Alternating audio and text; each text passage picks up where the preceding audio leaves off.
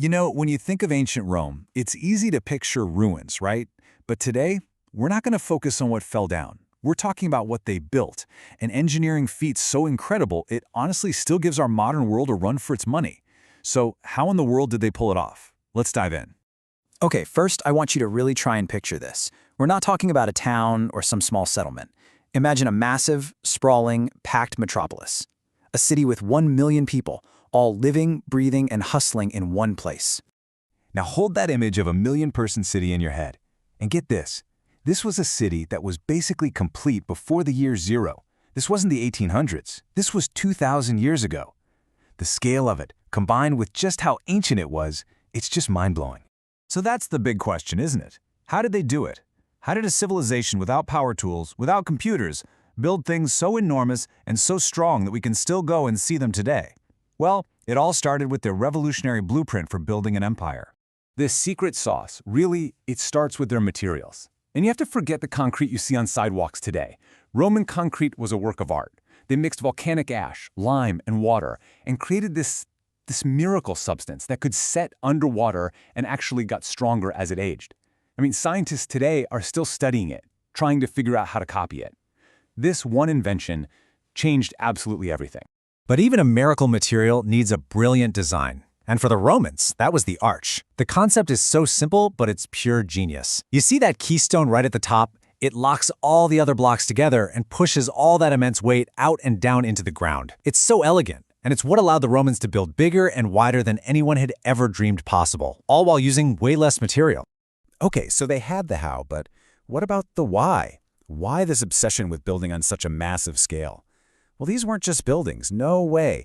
They were basically giant billboards for the empire. They were a way to project power from England all the way to the Middle East. They helped create a shared identity for an incredibly diverse group of people. And maybe, most of all, they were a shout into the future, an attempt to build a legacy that would literally last for eternity.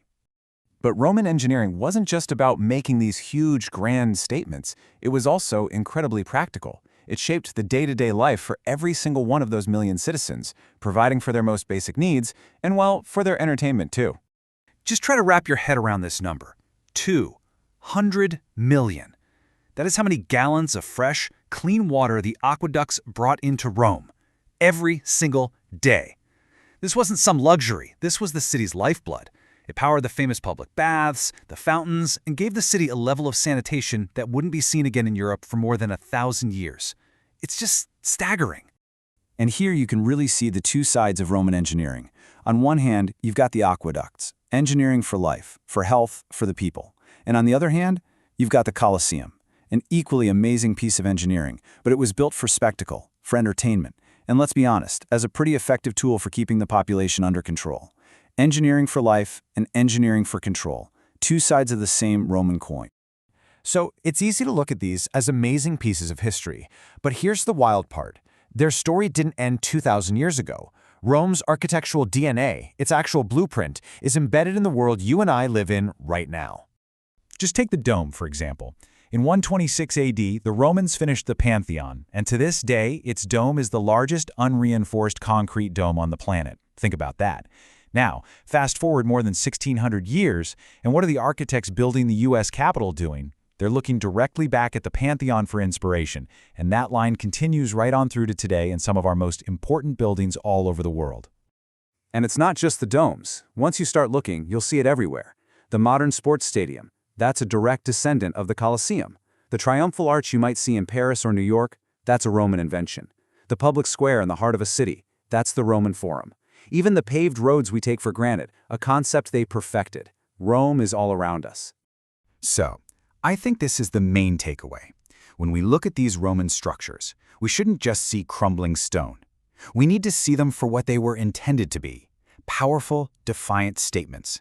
They were ambition and empire and power, all cast in concrete and stone. They were a profound belief that what they were building was meant to last forever. And all this leaves us with a pretty deep question to think about. The Romans built monuments that defined their civilization for thousands of years. So, what are we building today? When people look back at our time, what structures, what ideas, what monuments, physical or even digital, will they see as the things that truly defined our age?